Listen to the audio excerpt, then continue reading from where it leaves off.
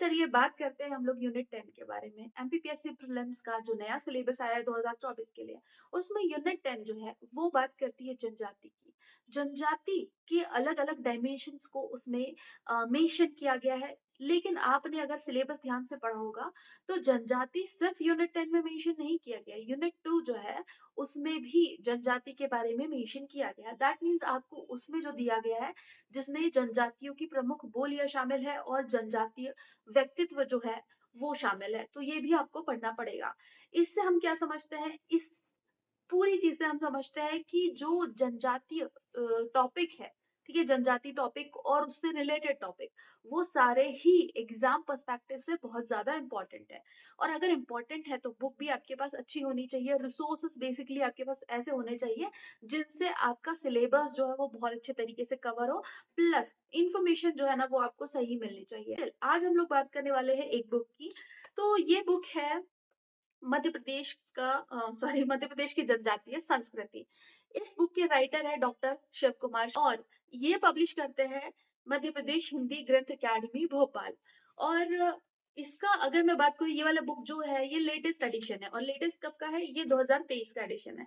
लेकिन इस छलावे में बिल्कुल मत रहना कि इसमें आपको अपडेटेड डेटा मिलेगा। आगे मैं बात करूंगी क्या इस बुक की सिग्निफिकेंस है और क्या-क्या आपको इसमें मिल रहा है और क्या क्यों आपको ये बुक लेनी चाहिए या नहीं लेनी चाहिए। एक चीज़ मैं आपको बता दूँ कि इस वीडियो में हम लोग सिर्फ बुक रिव्यू नहीं देखने वाले हैं, इसमें हम लोग देखने वाले हैं बुक रिव्यू के साथ-साथ कौन से जो मटेरियल है वो आपके लिए इम्पोर्टेंट है या बाकी चीज़ें कहाँ से आप कवर कर सकते हैं, कितना इस बुक में मिल रहा है और कौन-सा यूट्यूब चैनल जो है ना आपको इस पर्टिकुलर यूनिट के लिए या फिर मैं कहूँ ये जो टॉपिक है जनजाति, इसके इसके लिए आपको कौन-सा यूट्यूब चैनल जो है वो फॉलो करना पड़ेगा।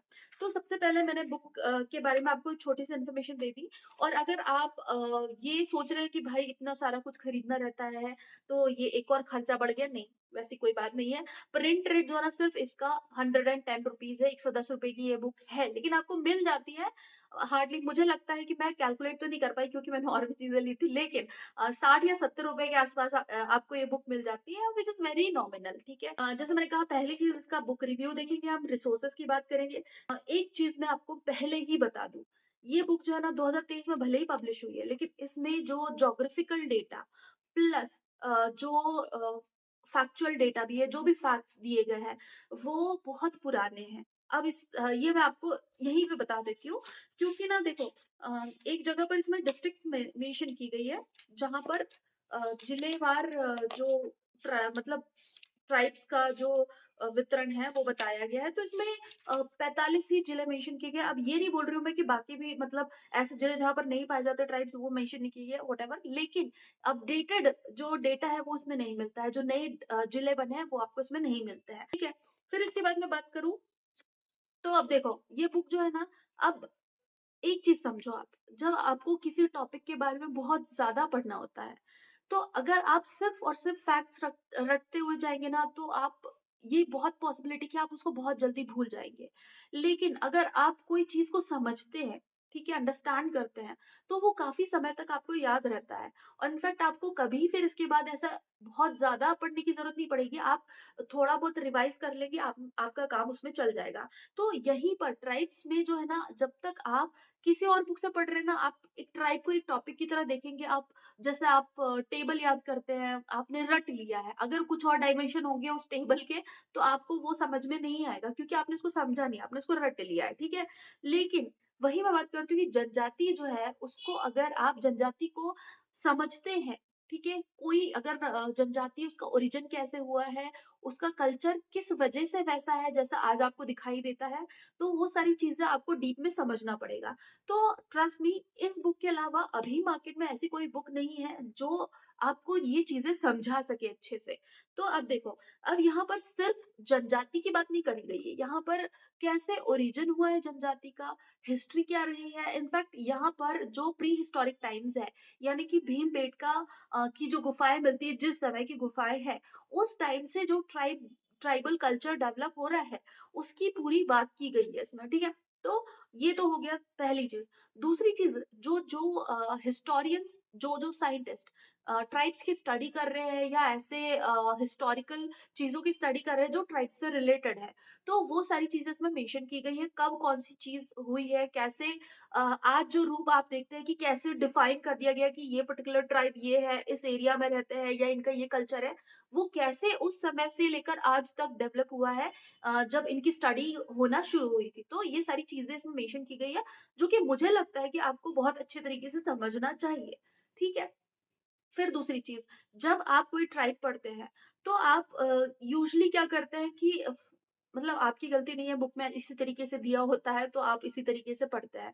तो बुक में कैसे दिया होता है कि बुक में जो फॉर्मेट होता है, उसमें फैक्ट्स आपको मेंशन कर दिए जाते हैं और अ, बहुत सारी चीज़ें छोड़ भी दी जाती है। मतलब एक आप सिस्टमैटिक तरीके से नहीं पढ़ते हैं। आपको उसमें कहीं मेंशन कर दिया जाएगा कि हाँ, ये डांस है, कहीं मेंशन कर दिया जाएगा कि ये हेड होता है, ये घरों का नाम होता है, ये त्योहार मनाते हैं, ठीक है, ये सारी चीज़ें ठीक है। लेकिन आप उसको एक सिस्टमैटिक फॉर्मेट में नहीं पढ़ पाते, ये प्रॉब्लम होती है। तो आप जब ये बुक खरीदते हैं तो इसमें ना अ, हर एक ट्राइब को इनफैक्ट जो ट्राइब ज़्यादा इम्पोर्टेंट है, उनको बहुत अच्छे से डिस्क्राइब किया गया है। तो बेसिकली ट्राइबल कल्चर वाला जो पोर्शन है, यूनिट नंबर 10 का, वो आपको इसमें बहुत अच्छे से मिल जाएगा। लेकिन एक चीज़ और मैं आपको बता दूँ कि अगर आप सोच रहे हैं कि इसमें पूरी यूनिट 10 मिल रही है क्या? नहीं, बिल्कुल नहीं, पूरी यूनिट 10 नहीं मिलेगी। ये आपके कांसेप्ट को क्लियर करेगी ट्राइब्स के बारे में, लेकिन ये पूरी यूनिट 10 आपको प्रोवाइड नहीं करती है। फिर क्वेश्चन आता है कि पूरी यूनिट 10 आपको कहाँ से पढ़ना है? तो चलिए आगे उसकी बात करेंगे हम लोग। पहले इस बुक का कंटेंट जो है ना, उस पर हम लोग एक नज़र डाल लेते हैं। उसके बाद हम लोग बात करते हैं कि बाकी चीज़ें हमको कहाँ से पढ़नी है। है हमारी बुक मध्य प्रदेश की जनजातीय संस्कृति, जिसके राइटर है डॉक्टर शिव कुमार तिवारी जी। अब देखिए, अगर हम बात करें कि कंटेंट में आपको क्या क्या मिल रहा है, तो एक बार आप यहाँ पर नज़र डाल सकते हैं। तो जनजातीय संस्कृति एक परिचय, जनजातीय संस्कृति का प्रारंभिक इतिहास, भारतीय धर्म एवं संस्कृति का जनजातीय आधार, जनजातियों के समकालीन अरण्य संस्कृति, मध्य प्रदेश के जनजातीय सांस्कृतिक प्रदेश, मध्य प्रदेश के जनजातीय मिथक, टोटमी अवधारणा, बहुदेववाद, प्रकृति पूजा एवं विश्वास, जनजातीय परंपराएं, श्रृंगार शिल्पकला, मड़ई एवं भगोरिया, ये सारी चीज़ें इसमें दी गई है।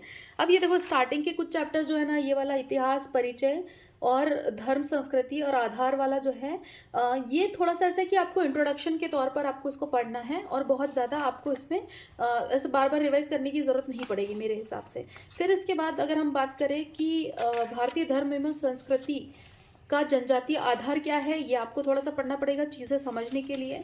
और फिर इसके बाद जो जनजातीय के समकालीन अरण्य संस्कृति है, उसके बारे में बताया गया है और ये भी आपको समझने के लिए पढ़ना पड़ेगा। इसके बाद वाला जो चैप्टर है, ये वाला इम्पॉर्टेंट है, लेकिन अगेन मैं कहूँगी कि इसमें कुछ चीज़ें जो है आप उस पर रिलाय कर सकते हैं। बाकी अगर जनजाति जो है उसमें आप देखो तो इसमें सबसे बड़ी जनजाति गोंड को कहा गया है, जो कि एक्चुअल में अभी भील है।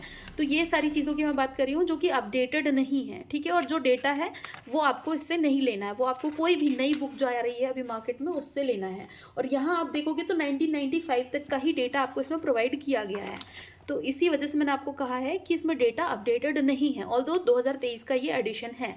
फिर इसके बाद आपको जनजातीय मिथक के बारे में बताया गया है और इसके बाद आपको जो टोटमी अवधारणा है जनजातियों की मध्य प्रदेश में, उसके बारे में, इनकी देव कैसे होते हैं, इनमें प्रकृति की पूजा होती है, ये सारी चीज़ें, नरबली वगैरह जो है वो भी पहले प्रचलन में थी, उसके बारे में बताया गया है।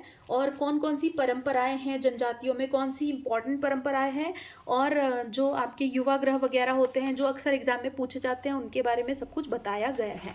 ठीक है, जनजातीय श्रृंगार के बारे में बताया गया है। ठीक है, गोदना जो है उससे रिलेटेड एक क्वेश्चन आया था अभी एमपीपीएससी 2022 के मेंस में, तो आप समझ सकते हैं कि कितना ज़्यादा ये इम्पोर्टेंट है। ठीक है, तो ये सारी चीज़ें हैं और आप वीडियो पॉज करके रीड भी कर सकते हैं कि कैसा कंटेंट दिया है। और अगेन मैं कहूँगी 2 दिन में आपकी ये बुक जो है ना वो कंप्लीट हो जाएगी आराम से। तो ये हो गया बुक का कंटेंट और अब बात करते हैं हम लोग रिसोर्सेज की। तो बेसिकली आपको यूनिट 10 प्लस यूनिट 2 के 2 टॉपिक जो कि जनजाति की बात करते हैं, कहाँ से पढ़ना है? पहली चीज़, ये बुक जो है ना, मैंने कहा आपको कल्चर के बारे में बहुत अच्छा नॉलेज देगी। कल्चर जो है मेरे हिसाब से आपको इस बुक से पढ़ना चाहिए। आप पढ़ सकते हैं प्लस 2024 का नया एडिशन जो है परीक्षा धाम का वो भी आ चुका है। काफ़ी कम डिटेल कवर की गई है उसमें। अगेन आप एक बुक से सब कुछ एक्सपेक्ट नहीं कर सकते हैं। लिमिटेशन होती है जब आप एक ही बुक में बहुत सारी चीज़ें प्रोवाइड कर रहे हैं। तो परीक्षा धाम जो है ना वो एक ऐड ऑन हो जाएगा आपका इस प्रिपरेशन में। कुछ-कुछ यूनिट्स जो है ना जैसे अम सॉरी यूनिट्स नहीं क्या है, कुछ-कुछ टॉपिक्स जो है ना जैसे जनजातीय व्यक्तित्व हो गया या स्वतंत्रता में जो जनजातीय व्यक्तित्व थे, जो कि बहुत ज़्यादा नंबर में नहीं है, लिमिटेड है, ठीक है? लिमिटेड ही पढ़ना है आपको, कुछ 10-15 होंगे, उससे ज़्यादा आपको नहीं पढ़ना है नाम, तो ये चीज़ें आपको परीक्षा धाम में आसानी से मिल जाएगी। अभी यूट्यूब चैनल का क्वेश्चन आता है, जैसे ही नया सिलेबस आया था मार्केट में मतलब आप बिलीव नहीं करोगे कि हर दूसरे दिन रिकमेंड हो रहा था एक नया चैनल और हर उस चैनल पर पढ़ाया जा रहा था यूनिट 10 को। तो इतनी सारी चॉइसेस के बाद आप कंफ्यूज हो जाओगे कि कौन से चैनल को हम लोग फॉलो करें। तो एक चैनल मैं आपको बता रही हूँ वो है पीएससी बाय डीसी सर, ये चैनल का नाम है, तो ये आपको मेंशन कर दूंगी मैं यहाँ पर। और डीसी मतलब दिनेश चौधरी सर उनका नाम है और मेरे हिसाब से आज के टाइम में वो बहुत अच्छा पढ़ा रहे हैं और बहुत अच्छे से सिलेबस जो है ना वो भी कवर कर रहे हैं। तो आपको क्या करना है, आपको इनके चैनल को फॉलो करना है। ये यूनिट 10 कंप्लीट करवा चुके हैं, ट्राइब्स के बारे में कंप्लीट इन्फॉर्मेशन दे चुके हैं।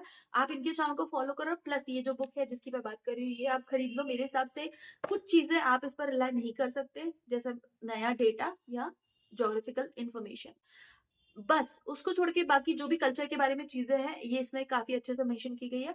फिर उसके अलावा परीक्षा धाम जो है उसका नया एडिशन 2024 वाला वो भी आ चुका है, वो भी आप फ़ॉलो कर सकते हो। तो ये सारी चीज़ें जो है ना इनको मिलाकर आप अपना एक यूनिट 10 और यूनिट 2 के 2 टॉपिक का जो बेस है वो बहुत अच्छे से स्ट्रॉन्ग कर सकते हैं। रेस्ट एमसीक्यू की अगर मैं बात करूँ तो अभी के टाइम में कोई चैनल ऐसे एमसीक्यूज़ करवा नहीं रहे हैं और जब करवाएँगे तो उस पर भी हम लोग बात करेंगे। फिलहाल आप थ्योरी जो है उस पर ध्यान दें। फिर इसके बाद कंक्लूजन यही है कि अगर आप समझना चाहते हैं टॉपिक को तो आपको मतलब हार्डली मेरे हिसाब से 2 दिन लगेंगे आपको इसको रीड करने में, बहुत ज़्यादा टाइम आपको इसमें लगेगा नहीं और फिर आपको ये समझ में आ जाएगा कि कौन-कौन से चैप्टर्स जो है ना आपको दोबारा रीड करना है, दोबारा रिवाइज़ करना है। पूरे नहीं करना है, बस एक समझ जो है आपकी ट्राइब्स के बारे में वो डेवलप हो जाएगी इससे। तो ये सारी चीज़ें हो गई और आई गेस कि ये टॉपिक जो है वो हमने काफ़ी कुछ अच्छे से समझ लिया है कि कहाँ से पढ़ना है और रेस्ट बाकी के टॉपिक्स जो है ना वो भी हम लोग आगे आने वाले वीडियोस में डिस्कस करेंगे। So thank you for watching the video. मिलते हैं हम लोग नेक्स्ट वीडियो में।